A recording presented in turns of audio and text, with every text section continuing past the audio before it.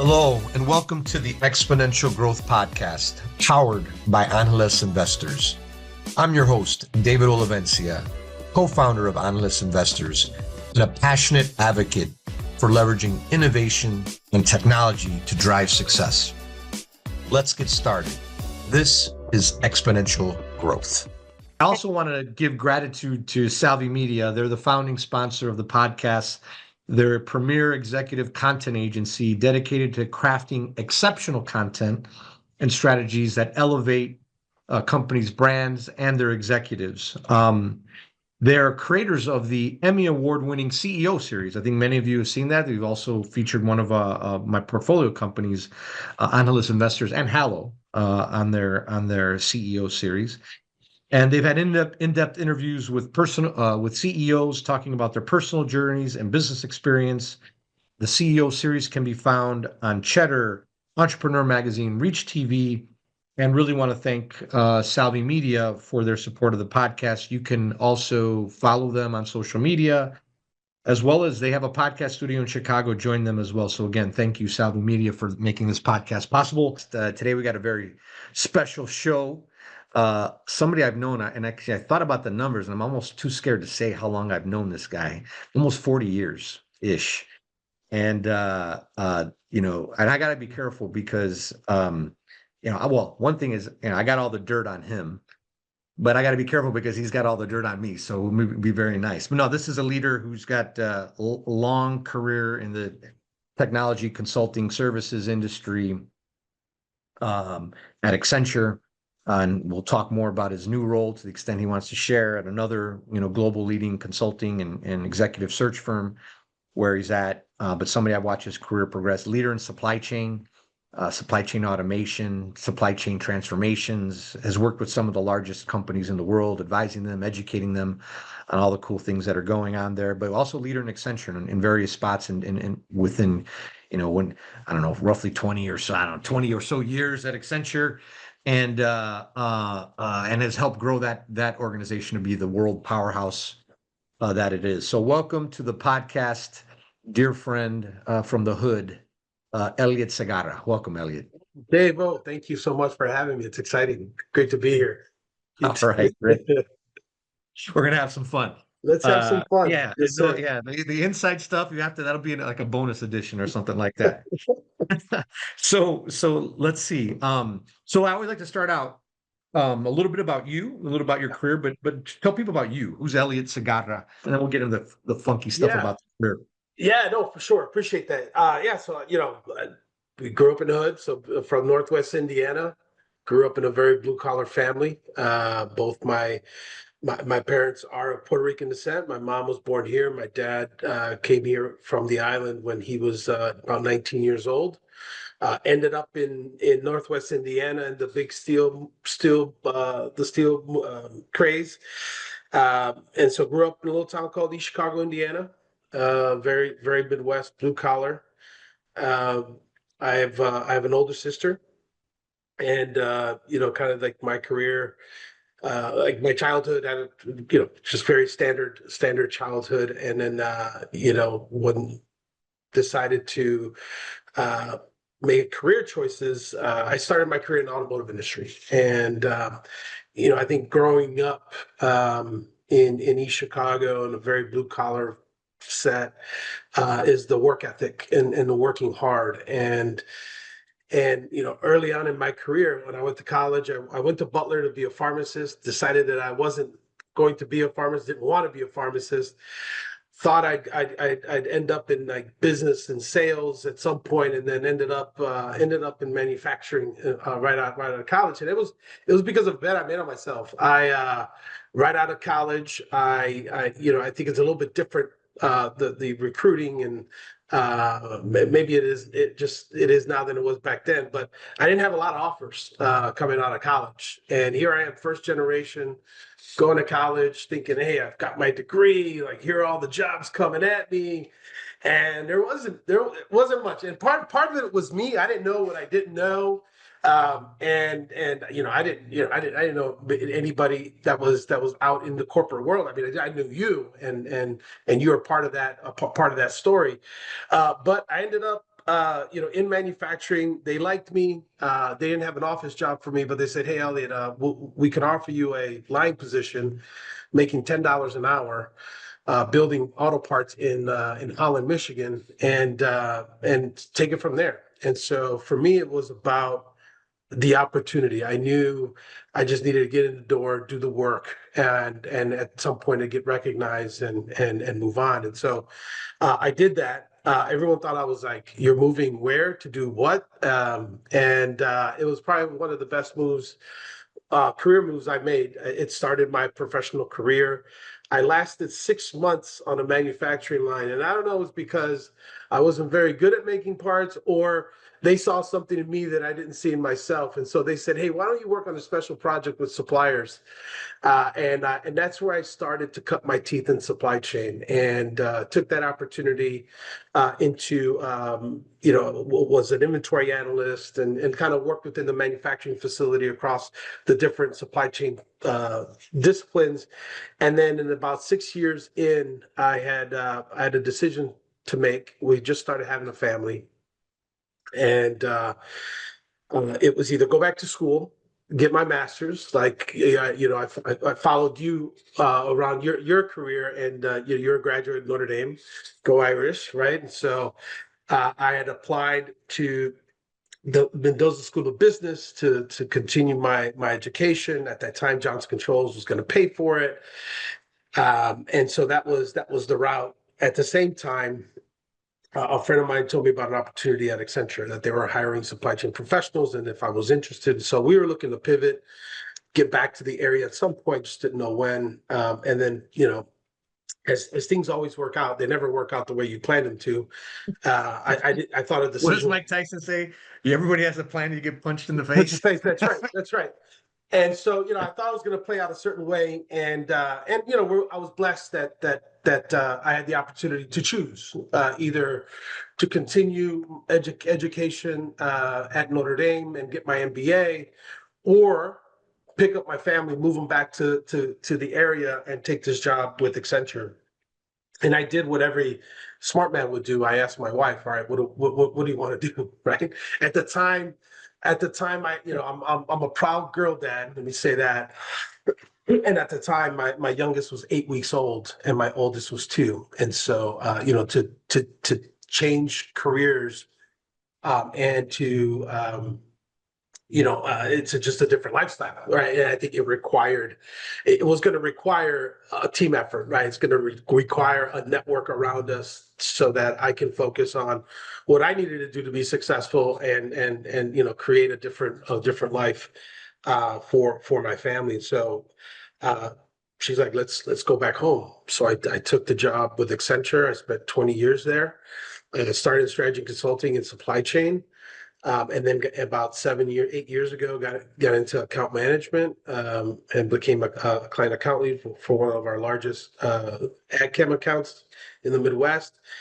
And yeah, it was a great career. It was great. I learned a lot. I focused on making sure that I surrounded myself with amazing people. Did interesting worked with some awesome clients.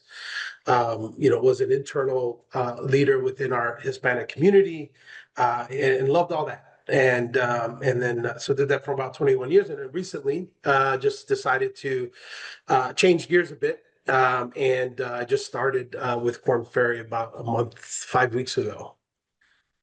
So yeah, so it's been interesting, right? This is only my third career move ever in the last 26 years. It's a little different when you get to our age, as opposed to when you're younger. But I've had a lot of great support from my mentors, great support from my family. We're empty nesters now, so it's kind of different. Kind of like what my priorities are right now. Yeah. Well, so our listeners out there may not know Korn Ferry, just maybe the quick thumbnail on Yeah. them, just to get a perspective. So anything that has to do with talent and the person in an organization is what we do. So from attracting, retaining, developing talent, Korn Ferry is at the center of those capabilities. Korn Ferry has a long history of executive search and professional search, but there's also the supporting services around advisory, around talent acquisition that kind of round out the entire talent suite. So, you look at, you've had the I guess the privilege, right, to work with amazing global brands in your career, right? Accenture, obviously, and I'm biased like you. We're both alumni there. Just an amazing global brand. What they've done in the last, since I've been there, I don't know, 30 plus years ago, and then I came back. How they've grown and amazing. But Korn Ferry also, when you think about brands of the services that you talked about, executive recruiting, board search, right? One of the world's icon in that space. So kudos to that, and an amazing background. The one thing I think some people might know this too, but our mine is very similar, right? My mom was born here. All my family was born in Puerto Rico. All my grandparents were born in Puerto Rico. And then my father, he came here when he was 4-ish, 4 or 5-ish. So yeah, very similar in that aspect. And I think that's why we've hit it off, having that at least roots, and then it's been amazing to watch your career, and I guess both of our careers, progress along the way. Cool. So we've a lot of change in technology, right? So this exponential growth, we want to talk about trends that you see from your vantage point. How do you think about when you invest? And then leadership, right? So let's go with the first one on trends, right? And so your lens, your view, and there's a couple, I guess. There's big companies, Accenture, even Korn Ferry, and how they're looking at it with talent. What do you see are the big exponential growth trends, tech trends, et cetera, that our listeners should be aware of? Yeah, I think it's. I mean, it's. I'm not going to say it's obvious, but I think it's certainly clear. The evolution and the speed at which Gen AI is running at is going to be clearly the biggest disruptor we have right now. And I'm going to say it with at scale, right? Because I think companies today, and I don't have the stats, but I'm gonna assume a lot of companies are either in the experimentation mode of AI, right? Like, okay, I want to understand what this is, maybe introduce it to their people, like, here, go get to know it, be good enough to be dangerous. And I think it's, boards are asking for it, right? So it's just kind of like, how do I check the box to say I'm doing something in AI, right? So you got, I think there's a big bucket of organizations that are still there, experimenting. I think there's another bucket of folks that have gone through the experimentation, and now how do I prove out the value, right? And probably a small percentage, maybe 5, 10, maybe up to 15%, I would say, have done all that and are, leveraging AI to reinvent their business, right? In terms of, how they look at product development, how do they interact with their customers, and then how do they incent and engage their people. And I think the biggest transition for AI is not the technology itself, but the interaction with people, right? And so if you think about what Gen AI does and what its capability, what it's doing right now, I know that there's a lot of skepticism and fear around what that does. I think it's just a huge opportunity for us to really think about what are the skills I'm going to need to be successful in an AI world, and leverage it, right? So it's not look at it as a threat or look at it as competition, but look at it as an enabler to how do I go be greater, right? Than using the capability and the tool. So I think the interaction of what it does to talent and people and engagement, I think it's going to be the biggest disruptor, but the biggest opportunity for us right now. Yeah, one of my last podcasts with Lily Hill, she used the word like, how do you use it to be superhuman, right? You get out this tool and just be, 10x yourself, 10x, 100x, maybe 1,000x, Yeah. really think about it in that way. And, the other thing I think you mentioned that's really important for those listening, it's like, hey, this is coming. Get ready for it, right? Prepare yourself for this world. so that you're in a position to, take advantage of it, because there's going to be some drastic changes that are coming. And we're both in the world of seeing what's happening and helping people adapt. And I mean, I can say this, and Elliot, I think you'd agree, is that we're seeing what's coming, and we would strongly, strongly encourage yourself to get educated, get up to speed, know how it's relevant to your role and your job and your company, and lead and learn and lead, because Yeah. you want longevity there. I think you'd agree with that, right, Elliot? Yeah, 100%. And I think, Dave, if you look at this new generation of workforce that is coming up, right? They're native to this technology, right? They're using ChatGPT in their coursework at college. I have two daughters in college. Too much. And so as an employer, right? Like I think I look back at my career, right, when having Microsoft tools like Excel and PowerPoint for like, and you had some systems to drive some reporting, right? We were used to that, so that's what we expect. So I think this new generation of workforce is going to expect that organizations are set up and have this type of capability enabled so that they can do their job, right?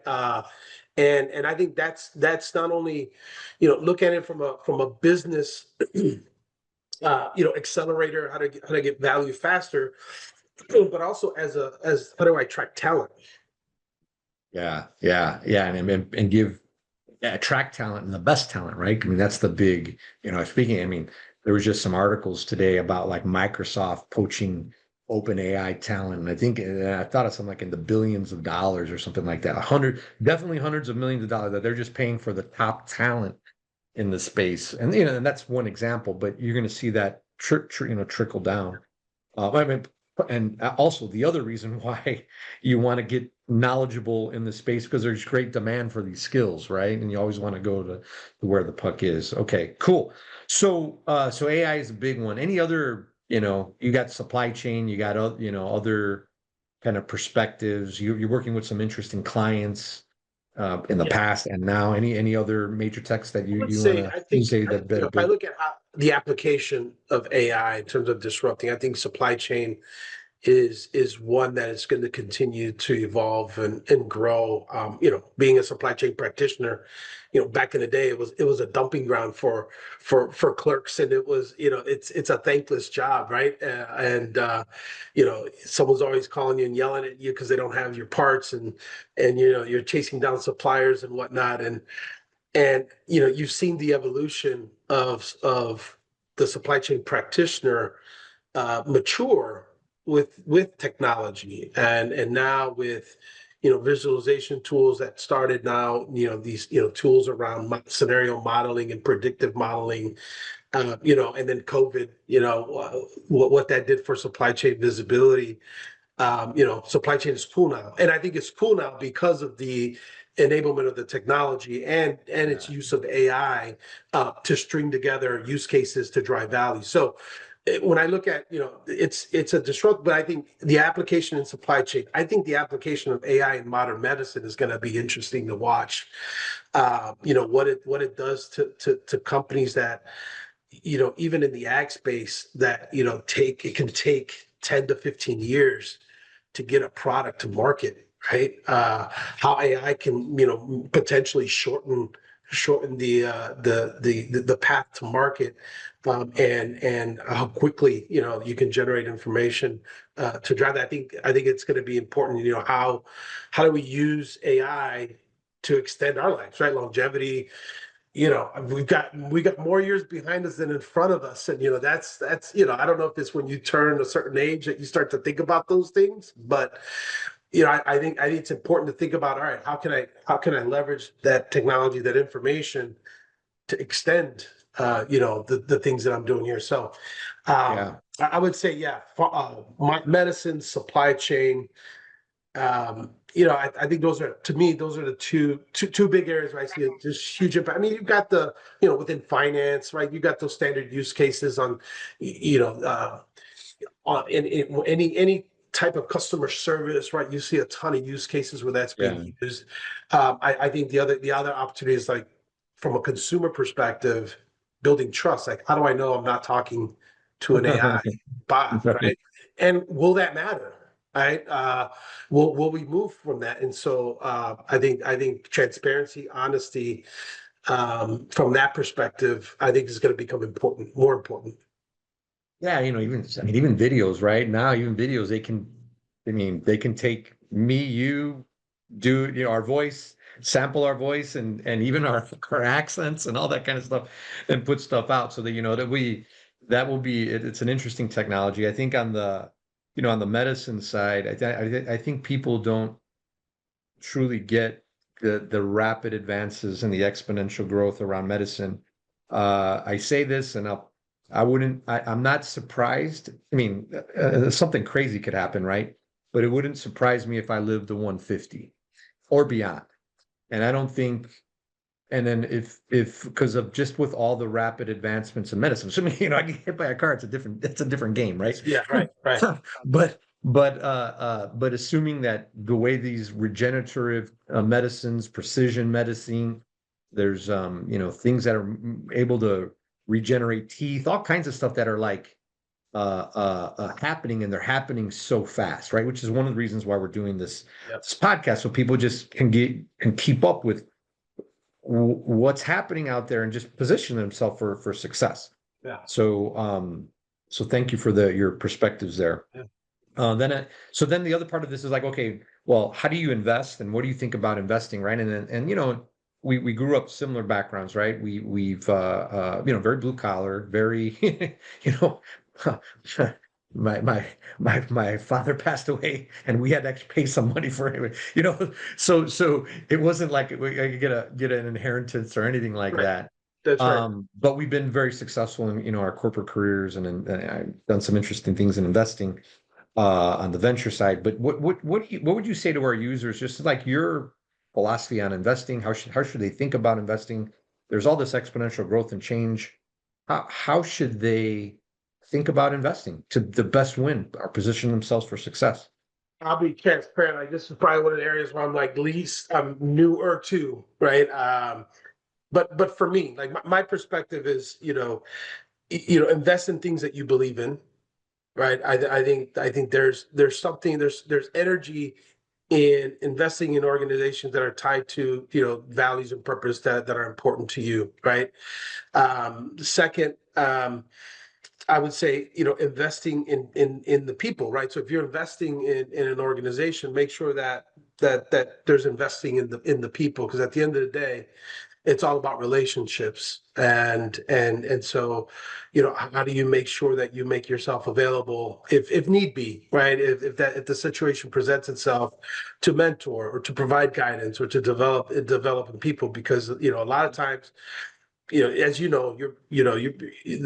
not all of them succeed, right? And so, how do you prepare folks for the event that it probably won't succeed? Like, so plan, kind of like plan for the worst, but hope for the best, kind of thing, right? But get people mentally prepared that, hey, at some point, this whatever this is, it comes to an end, either in a good way or in a bad way. And so how do you prepare yourself, even as an investor? Like, try not to tie too much emotion to it, because you never, you're putting in, you're making an investment in something that may or may not, the best batters, are 300 batters. So 3 out of 10 That's right. times, you're in the Hall of Fame. So I think having that mentality to think about investing in that way, I think it helps with the anxiety, and I think it helps with, kind of putting things into perspective.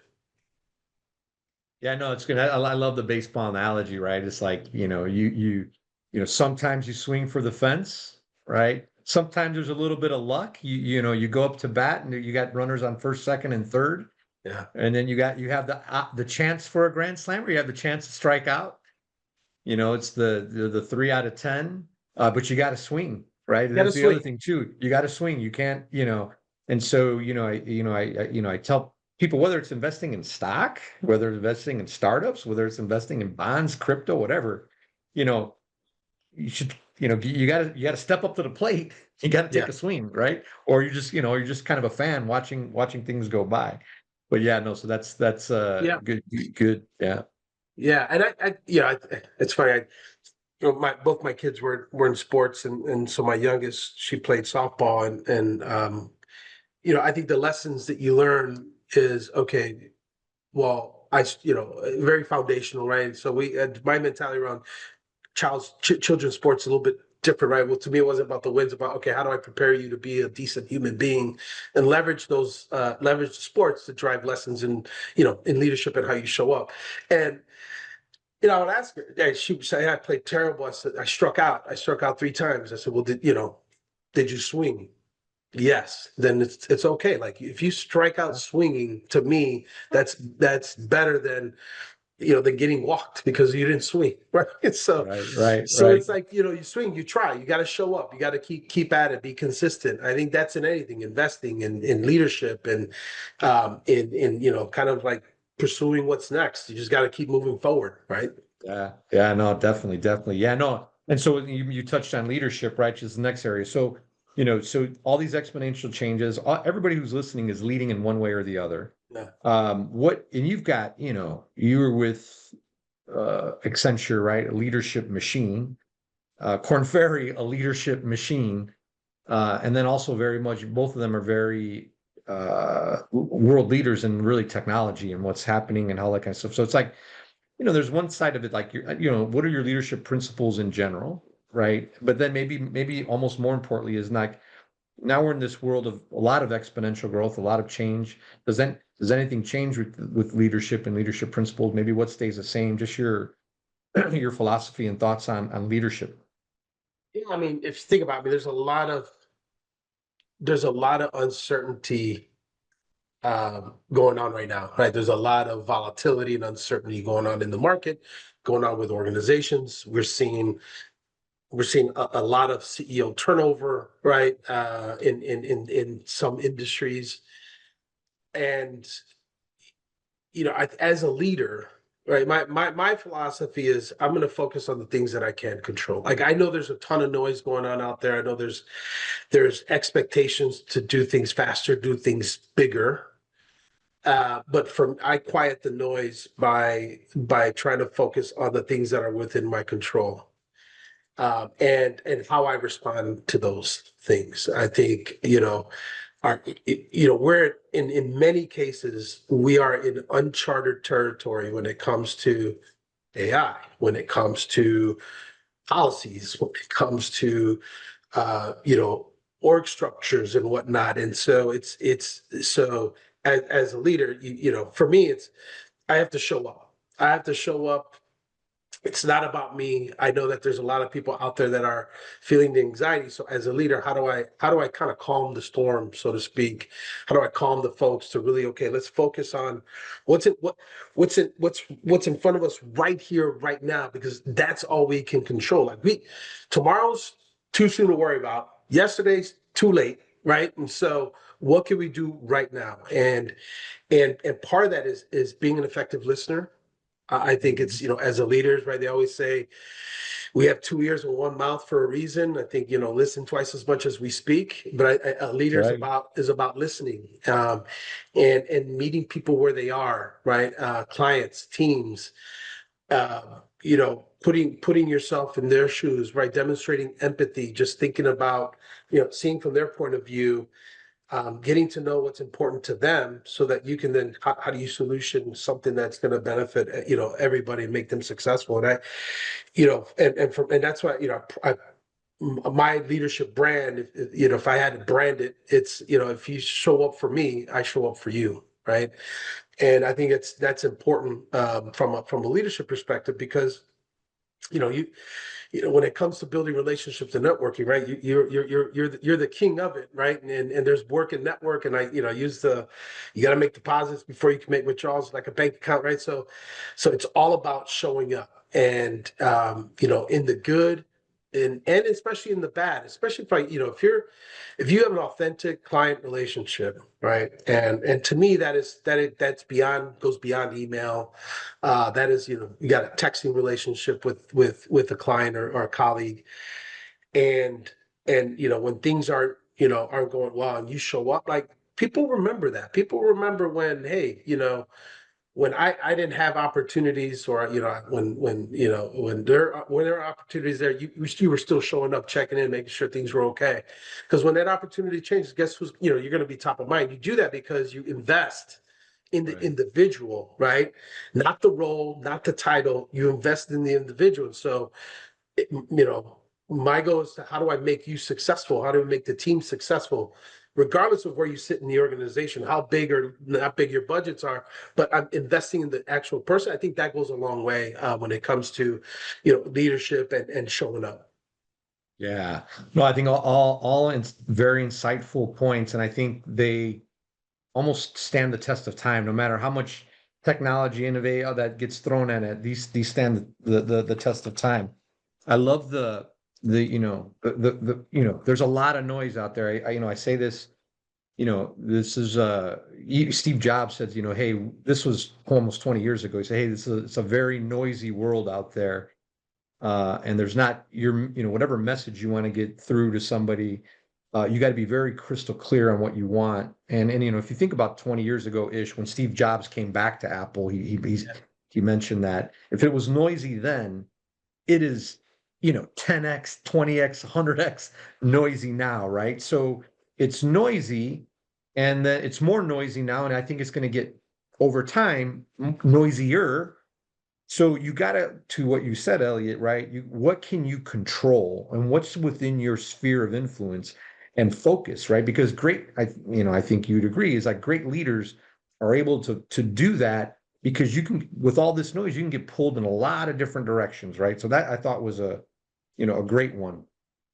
I thought the show up for me is how I show up for you, right? It's a principle that will stand the test of time, whatever tech is going on or whatever. But I like that.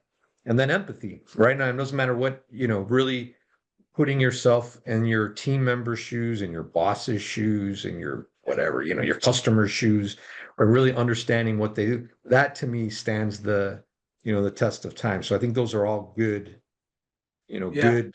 good leadership principles. Yeah, I even add, like, on the noise part, right? It's interesting how it's going to get noisier. Just the access that we have, right? I mean, I have two screens open right now, three, right? So on average, right, there's so much coming at us, and you know, what every day's a practice, right? But it's, how do you, we all feel, because there's so much information out there that we have to, kind of receive and absorb and process and know more than, just because it's there doesn't mean that it's there for us. And so how do you step back, minimize the noise? Okay, like, there's some things that I don't need to know, even though it's available, but we have to be able to choose, what we consume, right? Regardless of it, the accessibility will always be there. It's now filtering. I think didn't exist Right. 10, 15 years ago, right? And Yeah. so the alerts, the notifications, I mean, there's bells and whistles blowing left and right? So I try to just minimize that, just try to consume what I need to consume, and not worry that there's information out there that's not, just is not enough time or space to do all that. I was thinking as you were saying that, it's like I need an AI agent that just kind of just kind of simplifying and summarizing and just doing all the work, sucking in the information. But it's yeah, no, it's interesting times. But no, thanks for those perspectives on Yeah. leadership, Elliott. So, well, cool. Hey, well, thanks for. I know you got a ton of stuff going on, a new role, very busy, and in a great kind of leadership role there at Korn Ferry. So, thank you for jumping on, sharing your perspectives. How do people keep up with you on social media?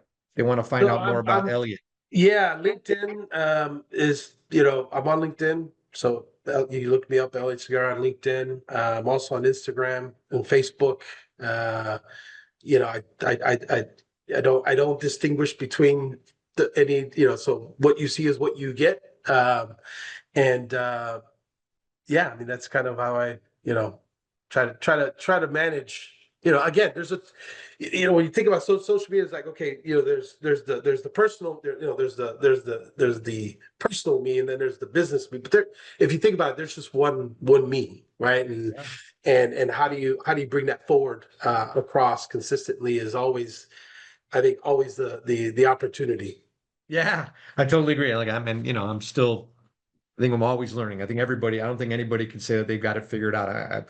I've hang out with some of the best. I follow some of the best. I think they're still figuring it out as well. Well, X and Elliott, well, thanks for jumping on, sharing your perspectives. Look forward to, maybe having you back on in a year or so to see how the Yeah. first year in your new role has been and continued success, man. Thanks for jumping Thanks, on. Dave. I appreciate the time. Thanks for the invitation. This was fun. All right, brother. All right, man.